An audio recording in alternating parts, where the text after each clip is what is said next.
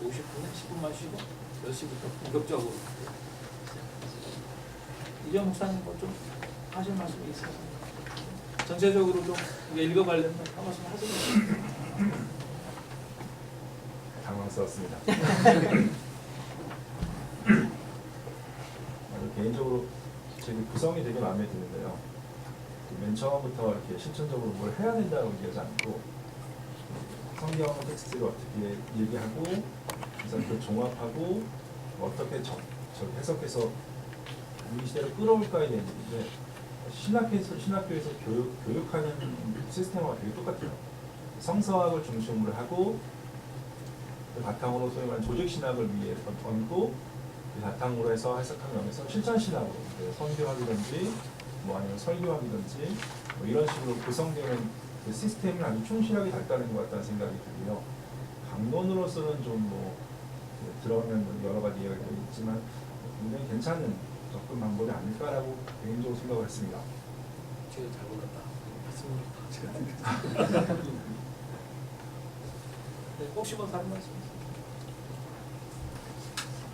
한 가지 제가 끝까지 책을 다 읽어서 잘 모르겠지만 굉장히 방대한 작업이네요. 예를 들면은 이건 전부 다 성경 해석학적인 처음부터 끝까지 문제가 되는데 성경 해석학 자체가 통일됐다거나 거기 우리가 무슨 유추해서 녹음을 시킬 수 있는 사고를 정리할 수 있는 그런 프레임을 자체를 제공하는 것 자체가 굉장히 어렵거든요.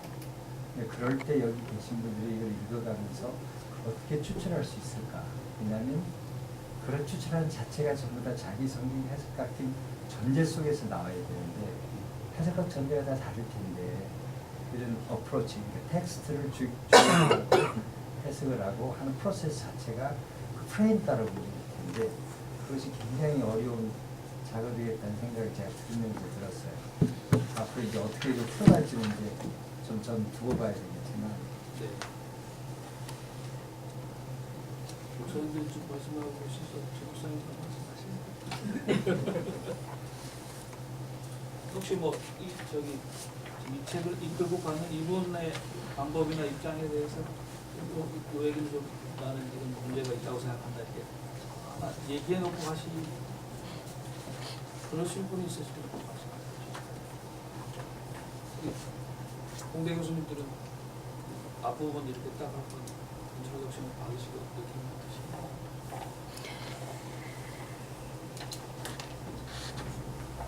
늘 프로그램만 짜시다가 여기만 하더라도 빌리그램도 있고 제스텍슨도 있고 다 있을 거 아니에요. 제리 포벨도 있고. 네. 그래서 우리 안에 예, 아까 이 해석의 이제 다양성 제한된 일들이 어떻게 잘 풀어갈 수 있을까 생각하는데 도리어 좀 흥미로울 것 같습니다. 우리가 완전히 소화는 못하지만 그래도 각자 가지고 있는 그런 게 퍼스펙티브를 가지고 여기에 지금 이분이 말씀하신 것에 대한 반응들이 조금씩 다를 건데 굉장히 들어보고 싶은데 개인적으로는 저희들이 각자의 입장을 스스로 이렇게 세우고 확인하고 하는 모임으로 오늘 내일 모임을 생각하면 전혀 아니거든요.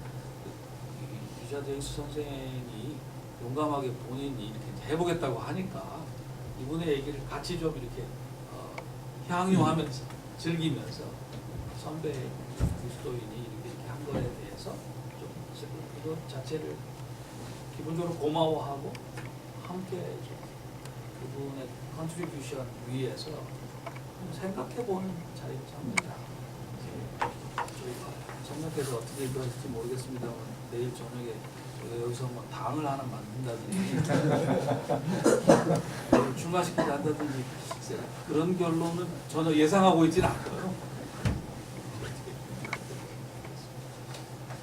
짧게 소감을 하나 나누면 사실은 소망과 절망 특히 다 좀 이렇게 교차해요. 지금도 순간에도 이분 신학적 직관의 성경의 진리성에 대한 가장 강력한 논증, 유일한 건 아닐 텐데 가장 강력한 논증이라고 최사값을 쓰고 이 공동체 자체라고 이제 두 분의 얘기를 하시면서 요 이야기는 이 직관은 이분이 교회가 정말 성경에 의해서 형성된 공동체가 될 수 있는가? 라고 한 그 열린 질문. 그 질문 자체는 여전히 소망과 절망을 다 담고 있는 것 같아요. 그리고 뒷부분에 보면 성경 주해를 잘 한다고 해결되는 문제는 분명히 아닌, 그러니까 여러분이 말씀하신 것 가운데 이제 공통된 것 중에 하나, 해석의 과제가 여전히 있는 건데 그 지난한데 한국 교회는 지금 설교의 문제가 상당히 심각하거든요. 그 지점까지도 아직 안 나가 있는 상태에서 성경 주해가 늘 그립고 성서를 정말 이렇게 나누는 그런 자리가 좀 사실은 좀 희소한 것 같은 이런 이제 교회 편주소를 볼 때 공동체가 그걸 논중한다고 이야기하는 직관, 그리고 아까 열린 질문, 그 부분에 대해서 좀 이렇게 뭐랄까 약간 좀 이렇게 슬픈 마음이 들어요. 많이 여전히. 책 시작하는데 벌써 슬프시고. 물론 예, 소망이라는 말씀을 하는 그렇지 않다는 지금 이렇게 표현이 잘 안 됩니다만 그런 생각이 좀 들었습니다. 소감입니다. 혹시 한 번만 더. 제가 질문하는 해석의 중요성에 대해서 말씀하셨는데 저도 이제 그 부분에 관심이 많이 가는데요. 여기 해석 과제를 풀어가면서 통합적인 상상 행위 그리고 은유 만들기 중요한 키워드를 했는데 제가 만약 공대 교수였으면은 상상과 은유 만들기만큼 주관적이고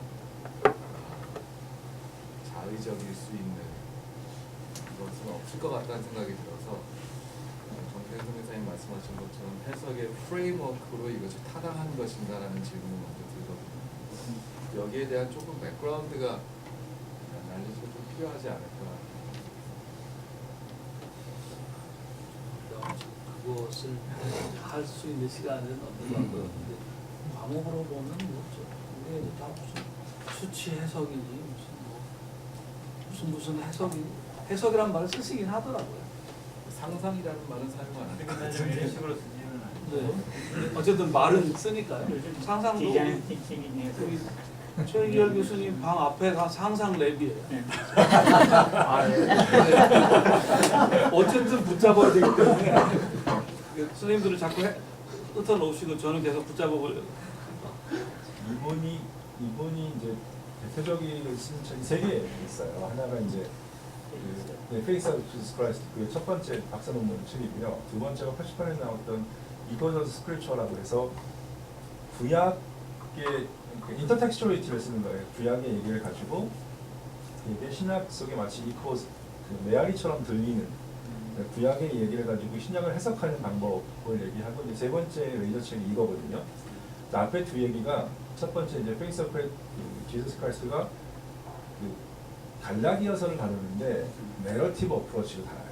그러니까 서신서면 보통 일반적으로 논증적으로 진행을 하는데 그 사람은 바울의 자기 어떤 이제 문제를 해결할 때 그냥 문제를 해결할 게 아니라 문제를 해결하는 신학적 프레임을 적용을 해야 되는데 그건 이제 예수님을 중심으로 하나님의 커다란 구원의 이야기라는 프레임워크를 가지고 갈라디아서 논쟁점을 해결하려고 접근했다라는 거예요.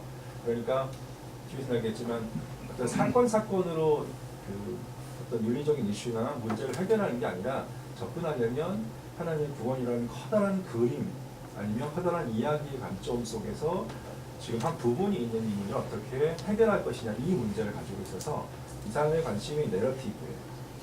그러니까 하나님의 커다란 이야기를 가지고 구체적으로 어떻게 하냐. 이야기가 바로 연결이 안 되니까 이야기 연결해서 그때 이야기는 이런 모습이 아닐까라고 상상을 하고 생각하고 그럼 지금은 이런 모습과 상상으로 연결시키는 그런 그러니까 저희가 하는 공상이 아니라 그래서 구약 예를 들어서 예수님이 형제 사랑해라 그러면 형제 사랑하는 모습이 어떨까?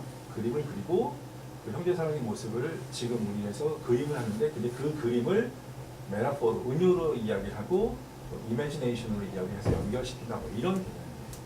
이 사람만의 용어를 합니다. 계시니까 신학 박사님이 이제 계시니까 좀 그래도 저희가 좀 나은 것 같습니다. 상상이라는 게 좀 이해가 되네. 자의적이지 않다. 네네. 근데 그러니까 기술 철학에서도 철학자들이 기술에 대해서 이야기하잖아요. 그러면 기술에 대해서 이야기할 때 각 철학자가 명두에 두고 있는 기술이 있어요. 막연한 기술을 생각하지 않을 거 아니에요. 그러니까 핵폭탄을 생각하면서 기술이 어쩌고저쩌고 하는 사람이 있고, 컴퓨터를 생각하면서 컴퓨터 공학을 생각하면서 기술이 어쩌고저쩌고 하는 사람이 있잖아요. 그러면 이 사람 똑같이 기술이라고 쓰지만 이 사람이 생각하는 건 다른 거기 때문에 이제 그 뒤에 나오는 말들이 다, 그러니까 사실은 좀 이걸 구체적으로 이야기를 하려면 이 사람이 핵폭탄 생각하면서 이렇게 이야기한다고 봐야 그 뒤에가 좀 많이 되고, 그러니까 이 철학자가 말이 어긋나는 이유가 사실은 딴 생각하고 있기 때문인 거죠. 처음에 기술이라는 말을 쓰면 사실은 어떻게 보면 용어를 부정확하게 쓴 것일 수도 있는데, 근데 이제 이 경우에는 2000년 전에 쓴 텍스트를 지금 읽으니까 이 사람들이 머릿속으로 생각했던 거하고 우리가 생각하는 게 다를 수 있잖아요. 그러니까 이제 거기서 약간 갭도 생기고 우리 연결점을 거기서 찾아야 되는 거죠. 저희 법학에서도 해석, 저희 뭐 95%는 해석 법학인데 이게 문제가 늘 되는데, 여기서 뭐 메타포가 그런 건지 모르겠습니다만 저희는 아날로지, 유추 해석이라고 하는 것이 늘 문제가 되는데, 형법의 해석에서는 유추 해석을 하면 안 된다. 이게 기본 원칙이고, 거꾸로 얘기하면 바른 법의 해석에서는 법이 만들어질 때하고 그 법이 문제가 되는 시점이 다르지 않습니까? 상황도 다르고. 그러니까 문제를 풀기 위해서 유추 해석을 하는 것이 형법 해석 아닌 다른 데서는 어느 정도 용익이 된다. 그렇거든요. 그러니까 이제 저희 식으로 읽자면은 신약 성서를 형법으로 읽어야 되는지 율법으로 읽어야 되는지 죄송합니다. 직업병이 나왔습니다. 텍스트 컨텍스트. 자, 저 시간이 좀 지나서 5분만 쉬었다가 10시 5분부터 본격적으로 인지하고